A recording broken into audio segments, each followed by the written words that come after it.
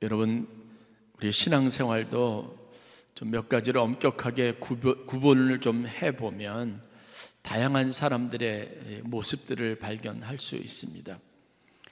우리가 보통 교회 생활한다 혹은 신앙생활한다 이런 말들을 자주 하는데 두 말이, 두 단어가 혼재되어져서 같은 의미를 담고 있는 것 같지만 엄격하게 구분해 보면 교회 생활과 신앙생활은 굉장히 큰 차이가 있습니다. 그리고 우리 스스로도 좀 돌아보면 내가 과연 교회 생활하고 있는지 아니면 신앙 생활하고 있는지를 잘 구분해 낼 수 있습니다. 교회 생활이라고 하면 교회라고 하는 특정 조직이나 공동체 안에서 이루어지는 일련의 활동과 생활을 의미합니다. 그러나 신앙 생활은 하나님을 믿는 믿음으로 이루어지는 모든 활동들을 말하기 때문에 차이가 있습니다. 교회 생활이나 직장 생활이나 크게 별반 차이는 없지만 그러나 신앙 생활과는 엄격한 차이가 있습니다. 그러므로 우리가 신앙 생활하는데 열심을 가져야 합니다. 교회 주일날 나와서 예배드리는 것이 여러분들의 신앙 생활이 되어야 합니다. 그러기 위해서는 필요한 것이 있는데 뭐냐 하면 바로 모든 초점을 하나님께 두어야 한다는 겁니다. 아니면 그냥 교회를 왔다 갔다 하면서 교회를 일반 다른 조직이나 아니면 다른 사회처럼 공동체처럼 여기고 그 안에서 사람들 사이에 다툼이 있거나 사람들 사이에 감정적인 그런 어려움을 겪기도 하고 그렇게 되면 교회 생활이 스트레스가 되는 일들이 반복될 수밖에 없습니다. 내가 원하던 것, 목적하던 것, 내가 바라는 것이 충족되지 않으면 시험에 들거나 그것 때문에 낙심하게 되는 일이 그냥 보통 일어나는 일이 될 수밖에 없습니다. 그러나 신앙생활을 온전히 하면 우리는 하나님께 초점을 맞추고 하나님을 예배하고 하나님이 우리에게 주시는 말씀과 진리가 무엇인지에 관심을 갖고 동일하게 참석하는 예배를 통해서도 하나님이 우리에게 부어주시는 은혜를 늘 기대하고 사모하는 마음을 갖게 됩니다. 혹시나 여러분들이 신앙생활 한다고 하는 명분을 가지고 열심히 교회에 나오면서 여전히 인간적인 관계에 부딪힘이 있거나 그것 때문에 힘이 들고 낙심하게 되는 일이 많거나 아니면 내가 바라고 원하는 일들이 기도가 응답이 되지 않아서 실망하게 되는 일이 있다면 여러분들이 신앙생활이 아닌 교회 생활을 하고 있다는 사실을 여러분들이 스스로 인식할 수 있어야 합니다. 신앙생활은 하나님께 집중합니다. 하나님을 바라봅니다. 그러나 일반적으로 교회 생활하는 사람들은 관계를 소중하게 생각합니다.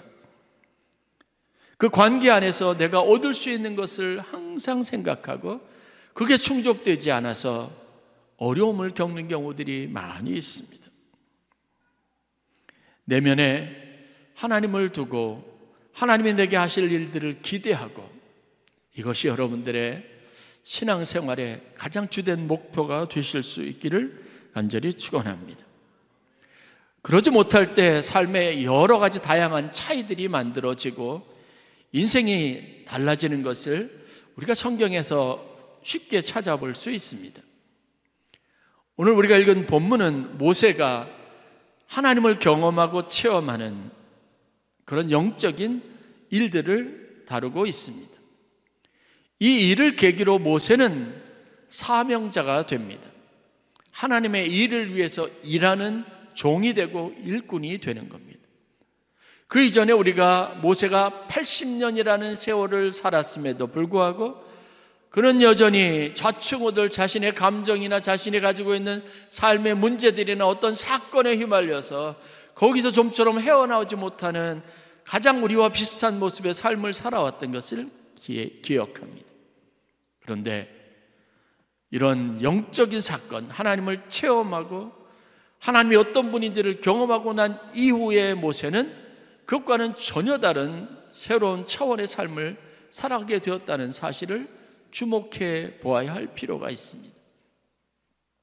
그렇다고 여러분, 지난 40년, 40년 총 80년의 모세의 인생이 하나님 없는 인생은 아니었습니다. 하나님은 여전히 모세의 하나님이셨습니다. 모세의 인생의 모든 순간 함께 했습니다. 그럼에도 불구하고 모세는 여전히 자신이 가지고 있는 인간적인 한계를 극복하지 못하는 삶을 살았습니다. 여러분들이 잘 아는 것처럼 모세가 태어나자마자 태어난 모든 신생아 남자아이들은 나일강에 버려져야만 했습니다. 그 얘기 뭐예요? 신생아를 자기 몸도 가리지 못하는 아이들을 나일강에 던지는 것은 죽이라는 겁니다. 끔찍한 살해 명령과 함께 모세가 그런 운명에 처해졌습니다. 그런데 우리가 아는 것처럼 모세는 40년 동안 애굽의 바로의 궁전에서 바로의 공주 아들로 자라났습니다. 완벽한 애굽의 바로 왕의 보호와 그가 공개하고 그가 베풀어주는 은혜와 보살핌 안에서 성장했습니다. 나일강에 버려진 아이가 애굽의 왕자가 됐으니까 이거 여러분 기적이 아니겠습니까? 우리가 아는 것처럼 그 기적의 중심에는 하나님이 있었습니다. 그러나 모세는 성장하면서 하나님이 자신의 인생에 베푸신 은혜와 기적을 생각하는 것보다 머리가 자라고 자기의 자아가 성장하고 현실을 인식하고 교육을 받으면 받을수록 점점점 자기의 정체성을 강화시켰고 자기의 기질, 자기의 성격, 자아를 더 확실하게 만들어가는 인생을 살았을 뿐입니다. 거기에 신앙이 성장하는 기회는 없었습니다. 하나님을 더 굳건하게 믿음 안에서 더 온전하게 믿었다고 하는 성경에 어떤 기록도 없습니다. 마찬가지입니다.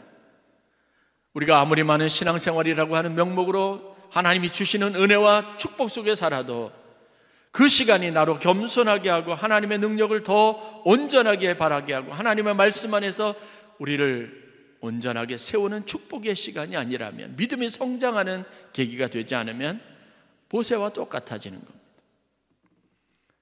그렇게 자기 정체성을, 애굽의 왕자로서의 정체성을 만들어가고 모든 일에 자신감이 있었던 모세가 했던 일이 무엇입니까?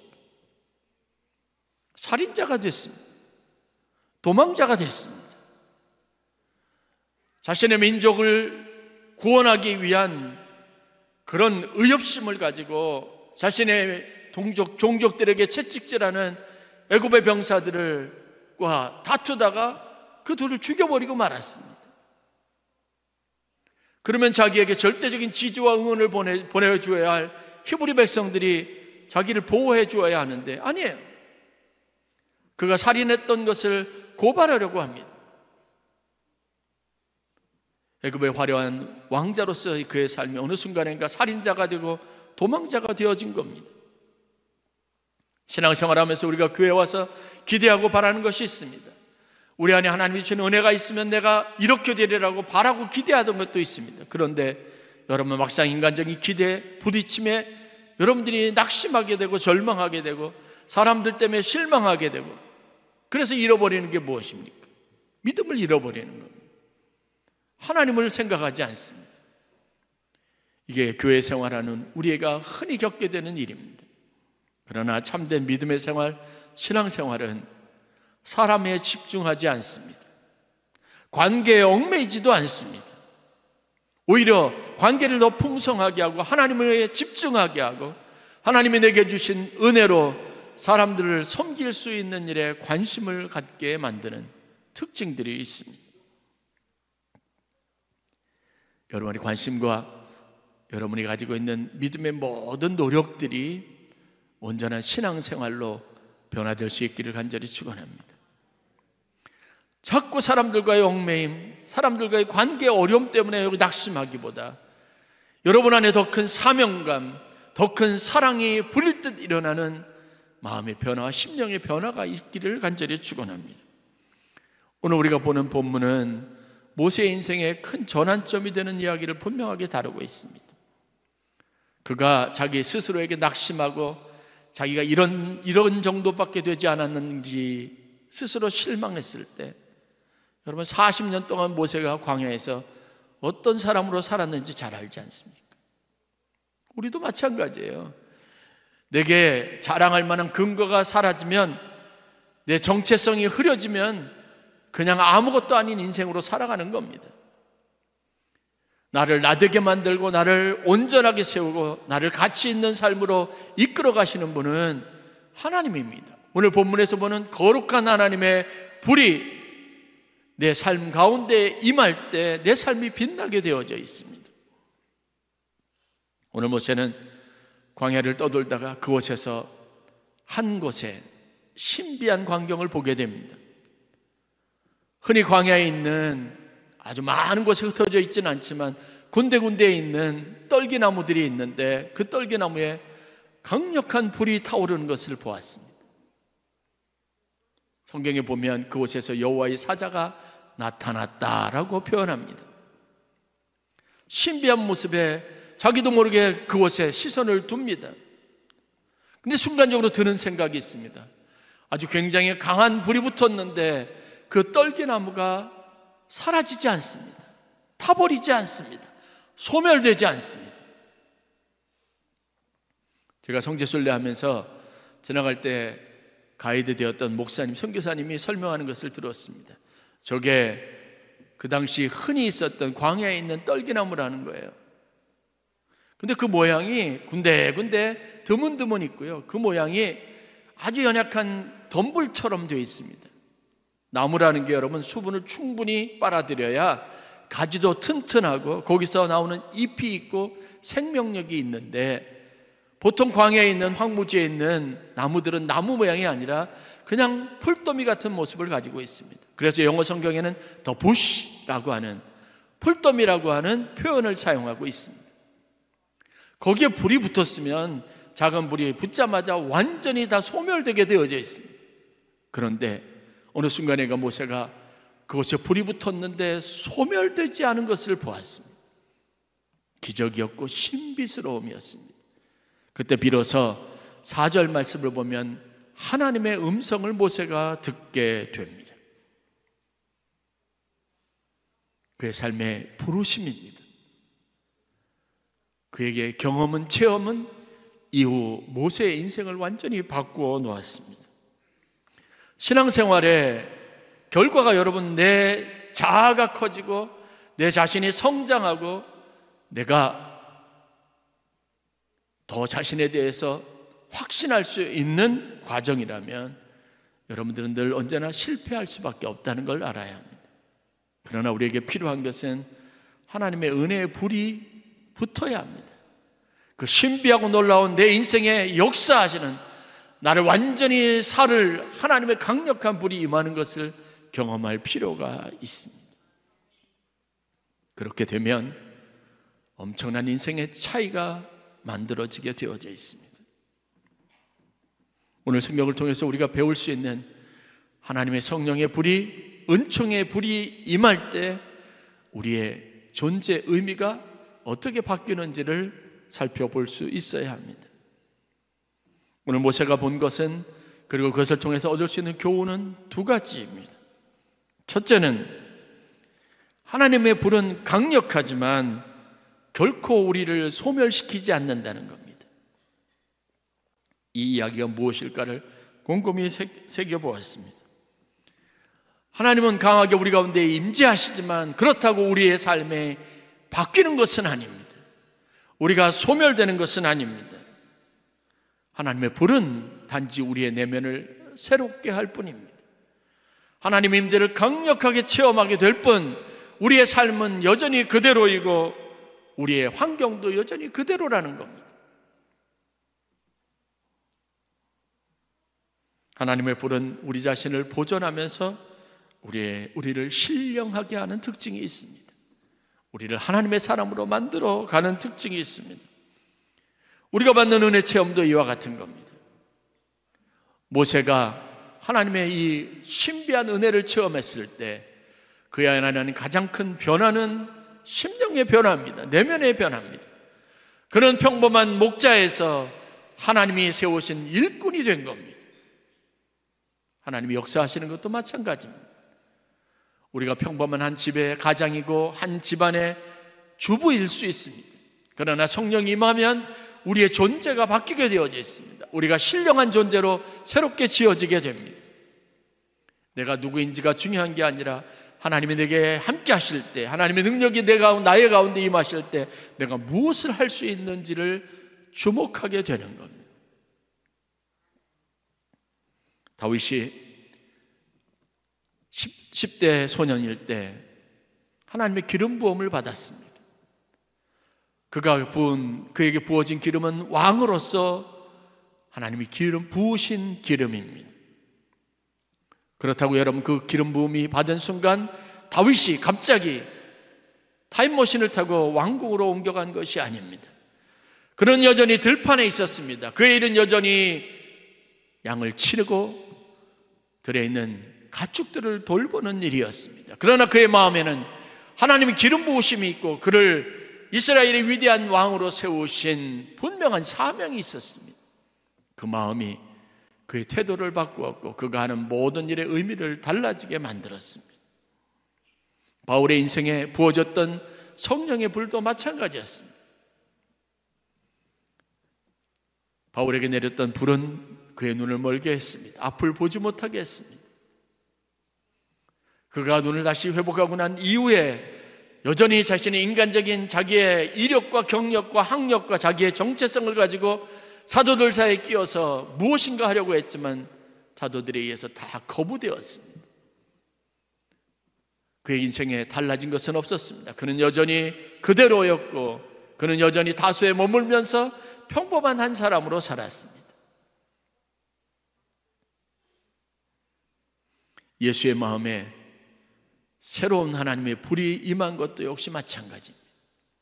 그의 인생의 30년의 대부분의 시간은 목수의 아들로서의 삶을 살았습니다. 그는 근본 하나님과 본체셨습니다. 그러나 하나님의 거룩한 불이 그의 인생 가운데 그를 밝히고 그를 이끌어가는 강력한 힘이 되었을 때 세상의 영화를 구하기보다 자기 자신을 아낌없이 사람들에게 내어주는 위대한 구속자, 구원자의 사명을 감당할 수 있었습니다. 초대교회에 불었던 성령도 마찬가지입니다. 강력한 불이 그들의 삶을 완전히 바꿔놓았지만, 내면을 바꿔놨지만 그 당시 유대 사회는 여전히 바뀌지 않고 그대로였습니다. 여전히 사람들은 예수 믿는 사람들을, 예수쟁이들을 잡아 죽이려고 했고 그들을 향해서 비난을 쏟아붓기를 멈추지 않았습니다. 그러나 제자들이 바뀐 이후에 제자들은 더 이상 도망가지 않았습니다. 숨지 않았습니다. 오히려 그들을 향해서 복음을 선포하고 하나님의 위대한 구원의 메시지를 전했습니다. 어려운 사람이 있으면 도왔습니다. 병든 사람이 있으면 그들도 마침 예수처럼 손을 얹어 그들의 병이 낫기를 위하여 기도했습니다. 궁핍한 사람이 있으면 자신의 재산을 팔아서 자신의 주머니를 열어서 그들에게 먹을 것을 주어 공개했습니다. 각 사람이 무엇이 부족한지를 돌보았습니다. 더 이상 그들은 초대교회 사도들에게 원수가 대적이 아니었습니다. 다 그리스도 안에서 형제가 되었습니다. 우리가 하나님의 신령한 빛으로 변화되지 않으면, 하나님의 은혜를 체험하지 않으면 여전히 우리는 사람들을 대할 때 내게 스트레스를 주는 요인으로 대할 수밖에 없습니다.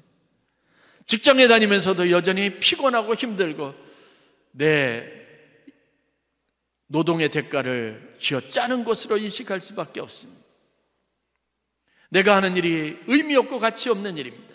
남을 배불려주는 일, 남에게 좋은 일이 될 수밖에 없습니다. 그러나 여러분, 하나님의 은혜의 빛이 우리 가운데 강력하게 붙어 있으면 소멸되지 않는 우리의 삶의 자리에서 우리는 하나님의 거룩함을 드러내는 빛의 사명을 감당할 수 있다는 것을 여러분들이 다시 한번 깨닫는 은혜가 있기를 간절히 축원합니다. 그래서 여러분, 내가 성령 충만하고 은혜 받아도 세상은 여전히 그대로이기에 그들이 여전히 내 삶에 마귀가 되는 겁니다. 부흥회를 참석해도 은혜 받으면 강사님들이 늘 하던 얘기가 있지 않습니까? 여러분의 가족이 마귀가 되는 겁니다. 여러분의 가까운 친구가 마귀가 되는 겁니다. 왜죠? 그들은 여전히 그대로입니다. 우리가 받은 은혜를 알지 못합니다. 그들은 여전히 자신들이 하던 것대로 인간적인 것으로 그리고 가장 일반적인 감정을 내세워서 그냥 우리를 상대하는 것뿐입니다. 그러나 우리는 변화되어서 그것을 수용하고 받아들이기 어려운 문제가 있습니다. 하나님의 부신, 하나님의 부른 성령의 능력은 강렬하지만 우리는 여전히 그 안에서 사르지 않고 우리의 삶 그대로 보존되어야 한다는 특징들을 이해해야 합니다. 이 영적 원리를 이해해야 합니다. 그래서 하나님의 거룩한 뜻을 여러분들이 깨달을 수 있기를 바랍니다. 두 번째, 그러나 그 불은 우리를 거룩하게 하는 특징을 가지고 있습니다. 여러분 신기하지 않습니까? 그냥 있었던 떨기나무인데 하나님의 불이 임하니까 그것이 거룩한 것이 됩니다.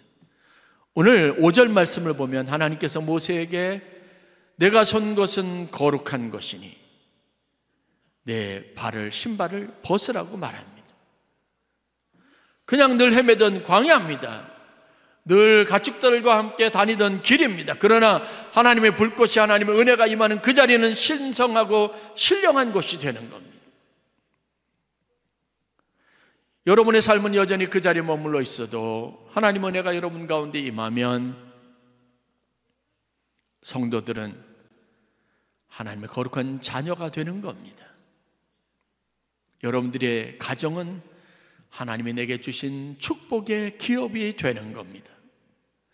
여러분의 직장이나 가정은 하나님이 거룩하게 구별하여 여러분들에게 복되게 하여 주신 믿음의 기업이 되는 겁니다. 오늘 내게 스트레스를 주고 스트레스의 요인이 되는 많은 관계의 사람들은 내게 붙여주신 하나님의 거룩한 영혼들이 되는 겁니다. 하나님의 불이 우리 가운데 임하면, 성령의 불을 받게 되면 각각의 존재와 장소와 그리고 모든 것의 의미가 거룩하게 바뀌어지는 것이 오늘 성경을 통해서 우리에게 주시는 하나님의 말씀입니다. 12제자의 삶을 바꾸신 하나님, 그들이 자신들을 핍박하는 사람들을 변화시켜 하나님의 교회라고 하는 거룩한 공동체를 이루었던 이 위대한 역사를 우리가 본받을 필요가 있습니다. 철저한 율법자였던 사도 바울, 그 사도 바울을 영혼을 사랑하는, 그리고 자신의 몸을 아낌없이 불사를 수 있는 위대한 신앙인으로 만든 것이 바로 하나님의 임재입니다. 여러분, 언제까지 우리의 기질, 우리의 감정 때문에 실패하고 넘어지기를 반복해야 합니까? 그것은 우리가 절대로 설 수 없습니다. 그것이 해결되지 않고 내 안에 하나님의 거룩한 기름 부으심이 있지 않는 이상 모세처럼 좌충우돌 어느 날 자신의 현실, 때로는 가끔 실수하는 일들을 통해서 낙심하고 절망하고 주저앉고 실패하는 인생을 반복하며 살아갈 수밖에 없습니다. 그러나 오늘 여러분들에게 모세가 체험했던 것처럼 하나님의 거룩한 불, 성령의 불이 임하시는 귀한 은혜가 있기를 간절히 축원합니다. 그렇게 해서 나 자신이 어떤 존재의 의미를 갖는지, 하나님이 나를 사용하실 때, 나와 함께 하실 때 내가 어떤 존재인지를 다시 한번 깨닫고 그 의미를 가지고 세상을 향하여 살아가는 여러분 되실 수 있기를 간절히 축원합니다. 여러분에게 맡겨진 영혼들이 다 소중한 사람들입니다. 모세는 한동안 자기 민족이 자기에게 거북한 사람이 되어졌던 적이 있습니다. 그들과 자기가 다르다는 사실들을 선명하게 주장하고 싶었던 시절이 있었습니다. 그들에게 낙심하고 실망한 마음을 그대로 표현해서 그들과 멀리 있는 곳에 떨어져서 조용한 곳에 외롭고 고독한 그런 목자로서 살아가는 삶을 선택했던 사람입니다. 그에게 부담거리였던 이 백성을 끌어안게 된 것은, 이 백성을 위해서 자신이 한 몸을 불사르게 된 것은 오늘 보았던 호렙산에서 타지 않는 불꽃 가운데 하나님의 임재를 경험한 이후에 그 안에서 일어난 변화들입니다. 하나님이 여러분들에게 맡겨주신 영혼들을 잘 돌보시기를 바랍니다. 그들은 하나님이 여러분들을 위해서 붙여주신 소중한 생명들입니다. 여러분만이 그들을 변화시킬 수 있고 그들을 돌볼 수 있고 그들의 삶의 구원자 될 수 있습니다. 그래서 예수님은 거부하는 세상, 거절당하는 세상에 구세주로 오신 겁니다. 오늘 우리에게 필요한 것은 우리의 삶을 거룩하게 변화시키는 하나님의 성령의 역사입니다. 불을 사모하시기를 바랍니다. 내 인생 전체 모든 게 변화시킬 수 있는 불, 그 강력한 불이 여러분의 삶 속에 부어지기를, 붙기를, 내려지기를 소망하시기를 바랍니다. 그러면 그 불을 담을 때 여러분의 인생은 거룩하게 변화될 수 있습니다. 베들레헴에 있는 한 마구간에 있는 구유가 역사적으로 가장 위대한 신성한 구유가 되었던 것도 그 안에 예수 그리스도를 담았기 때문에 일어난 변화였던 것처럼 아무것도 아닌 우리 인생에 그리스도가 담겨지고 그리스도의 불이 붙어 타올라서 여러분을 거룩하고 아름답게 세우시는 귀한 은혜가 있기를 주의 이름으로 간절히 축원합니다. 기도하겠습니다.